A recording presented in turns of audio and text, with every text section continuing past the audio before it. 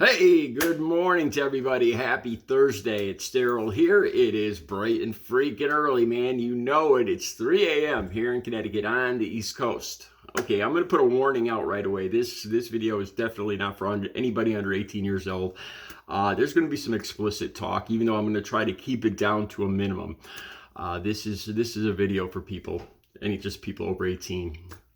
Okay, that being said, when I pick a story in the morning, I go through all these different news stories, different platforms. I've got them all the apps on my phone. And as soon as I wake up, I start going through the different, what's trending, what's viral, what's getting 500,000 views, TMZ, Flipboard with all the political stories. I have like a half dozen different apps I go through.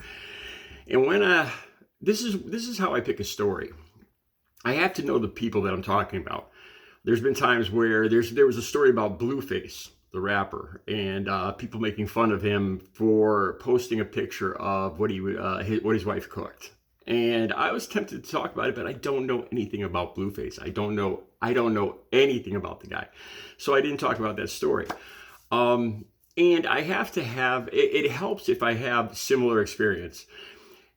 When I first started this YouTube channel, I read the guidelines and the helpful hints and what a YouTube channel is about. And the biggest thing that I remember is that the whole purpose of the YouTube channel is to provide the viewers with something. That's why I've told you guys before, I don't like sitting here and just reciting a news story like I'm a amateur newscaster, just sitting here reading a story and telling you guys, and then that's it.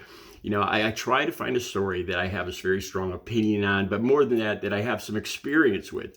And being almost 58 years old, when I look back at my life, especially with the way I lived a good portion of my life, I find now that I have a lot of experience. I have a lot of stories to tell. A lot of stuff has happened in my 58 years on this earth.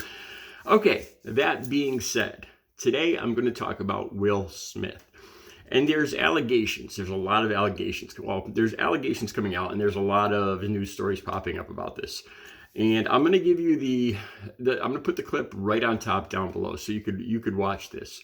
The basic clip is a clip of Brother Bilal, his name is, talking to Tasha K. Now, I don't know either one of these people, but I know the people they're talking about quite well from the movies. Brother Bilal is a assistant for Will Smith. He worked with Will Smith for many years on set, at the studio, at home. The way I understand it, most movie stars, most famous people like this have assistants to take care of their smaller needs while they focus on the bigger projects. I guess that's what happens when you have a lot of money. I would love to have a freaking assistant. Maybe I wouldn't. I don't know, because I don't like delegating authority. I've always had a problem delegating authority, but that's neither here nor there.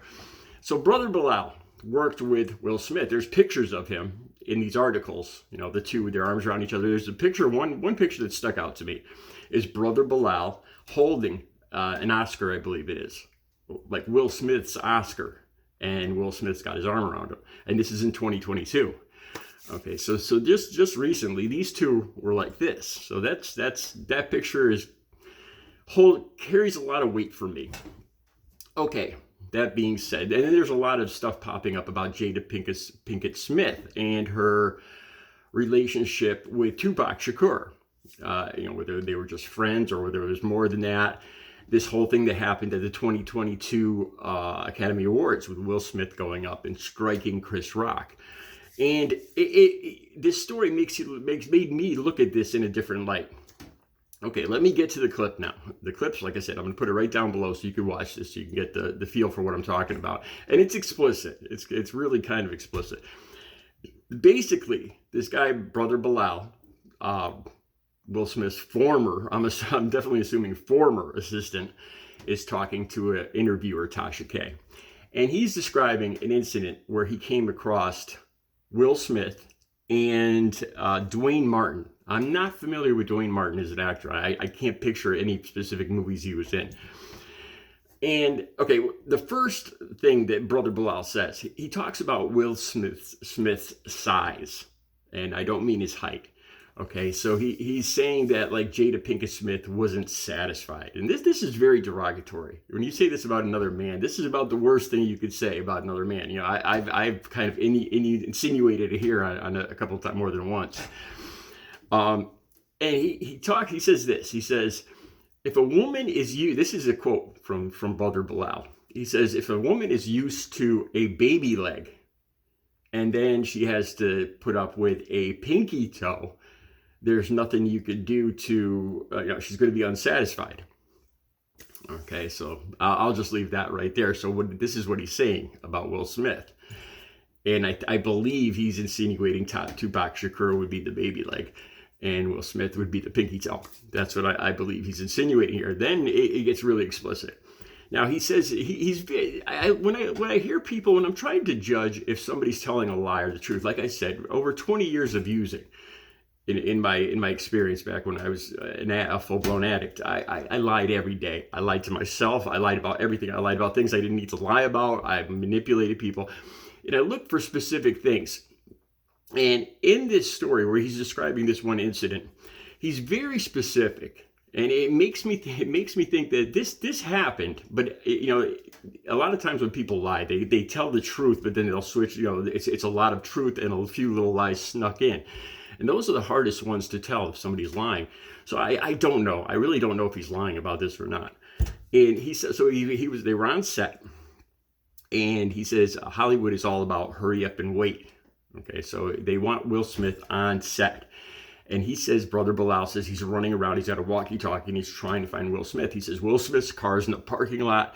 He's not in his dressing room. He's, and they're hassling him. They're, the set is calling Brother Bilal saying, come on, we need him right now. So the heat's on. He's trying to find Will Smith to get him on set. And now he says he has keys to Dwayne Martin's dressing room also. Okay, so there's one thing, like I'm wondering why, if he's Will Smith's assistant, why would he have the keys to another actor's dressing room? That seems very personal. There's little things that just catch my attention. And he opens the door to Dwayne Martin's dressing room. Now, this is where I can't tell you guys much. It's shocking. It really is. And he said Will Smith was getting I don't even know how to say this. Will Smith was kind of bent over the couch, and Dwayne Martin was really talking to him very hard, very. I gotta watch how I talk about this because it's very intense. They were engaged in an act, and that's what Brother Bilal says. Okay, so here's my thoughts on this. The one thing, I don't know why this is, but the thing that sticks out to me about trying to determine if he's telling the truth or not, the thing that seems like I think he's lying about is the size thing. Once I became adult, when I was in high school, I would know my friends' sizes. We're in the locker room, we're in high school together. When you're a teenager, you see each other's junk. But when you're a full-grown adult, like now, when I go to the gym and stuff, you don't regularly see your friends' junk. I've talked about this before. Women talk. Women, I know that for a fact. Women talk to each other. They tell each other very specific details about boyfriends, ex-boyfriends. Well, usually ex-boyfriends, because they don't want to talk about their present boyfriends. So women, but then so how would Brother Bilal know this so specifically? This embarrassing fact about Will Smith being his size, especially when size varies, if somebody's very excited or not excited. So how would Brother Bilal really know this? I mean, it is possible, that there's rumors going around, and I don't know if Brother Bilal hangs out with women more, and maybe he's heard the girl talk or something like that. But that right there, and it seems like the kind of thing that is just made to be derogatory, to take away some of Will Smith's. It seems like a needless personal hit to Will Smith to me, to say that on air, to take away his manhood, so to speak. So that right there, I question. Now that this act, I don't know. Like I said, I don't know why he would have keys to, so I'm trying to determine if this is true or not. And I feel bad for Will Smith either way. Because after what happened, it could somewhat explain what happened in 2022 with him hitting Chris Rock. Keep my wife's name out of your mouth when he hit Chris Rock. Now, when this happened, I say things, I change my opinion. I do from time to time. When this happened, I kind of congratulated Will Smith. I thought he was standing up for his woman, and it was just a spur of the moment thing. And I've done that before. And then on hindsight, I changed my mind. Just even a few days later, I was like, he should have had more control. This is if I did that, it's a big mistake. It's a huge mistake that's going to affect your life. A man should really have more control over himself. If you have confidence, you should have more control over yourself. If you have confidence in yourself and your relationship, you should have more control. It should not affect you in that manner, that you go and do something like this in front of millions of people. Okay, but that didn't occur to me when it first happened. But it could explain, his need to assert his manhood in the Academy Awards. That's something else that popped up. Brother Bilal. Okay, so he's working with Will Smith, one of the most popular actors in Hollywood, winning. The latest one was with about the tennis players, right? He was the father of Venus and Serena Williams, and that's why he was there for the award for that. But now he's not making any movies. He's going from being a full-time movie star, TV star, recording artist, to disappearing, being blackballed basically in Hollywood. So would he need an assistant anymore? Would he even need Brother Bilal? It's not a matter of friendship, but if you're not working anymore, can you afford to keep paying, or is there any need for an assistant? So could Brother Bilal be out of work? He went from being an assistant to one of the biggest guys in Hollywood to, maybe working at McDonald's. That could be a big financial influencer in him making a juicy story up. Okay, so those are my basic thoughts. Now, I was debating whether or not I was going to talk about this, because something did come to mind where something similar did happen to me, and I'm not sure if I mentioned this on my channel before. And like I said, this is for people over 18. It goes back to a situation where I discovered two of what were almost my best friends engaged in a situation that was embarrassing, and how they turned on me, and they made it all about me, so I wouldn't talk about it. I was about 15 years old. I'm young. Now, I'm going to say this. When boys are young, men are young, say 9, 10, 11 years old, I think they're very curious, and they start to get these desires and whatnot, and there's no contact with girls usually at that age, and they're very curious. And I think at 9, 10, 11 years old, boys will have contact with other boys, in a curious fashion.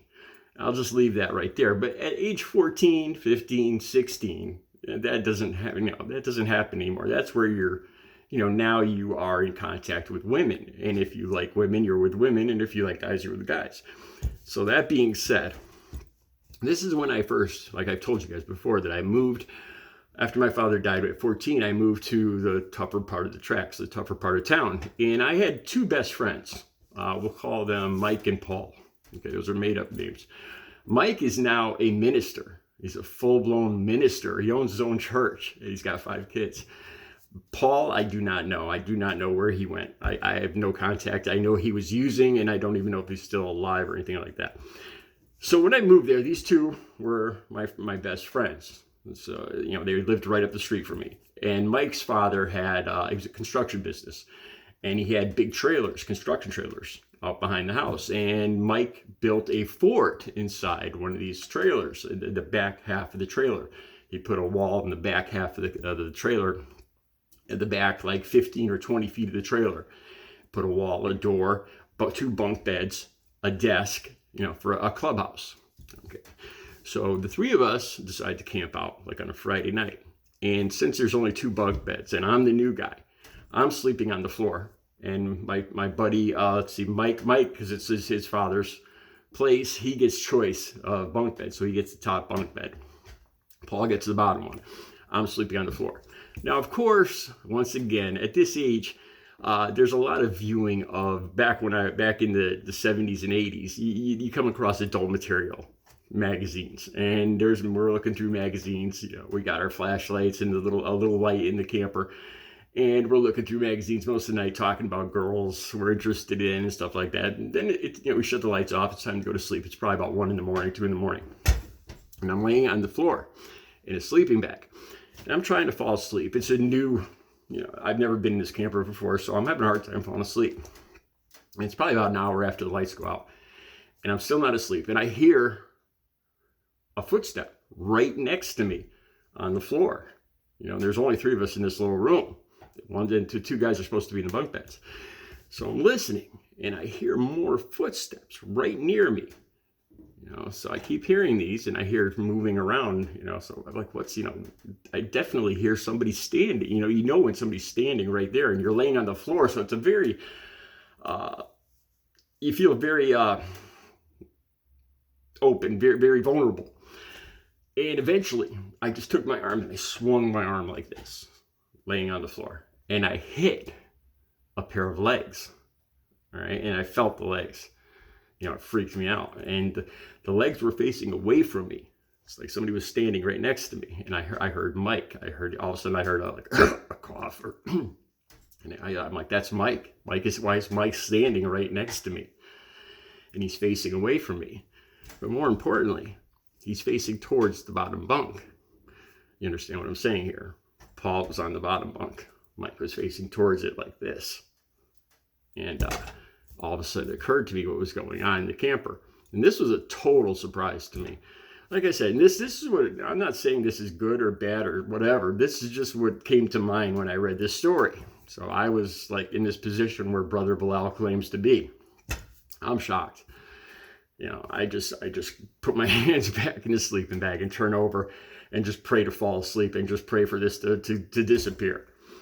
They turn the lights on. Mike climbs back up into his bunk bed, and they turn the lights on, the flashlights on, and they start pointing them at me. And they just start, because I caught them in this situation, they start calling names and just harassing me. It's like 2 in the morning now, and they've got flashlights on me, and they're like, we should tie you up in that sleeping bag, and they're saying all this stuff.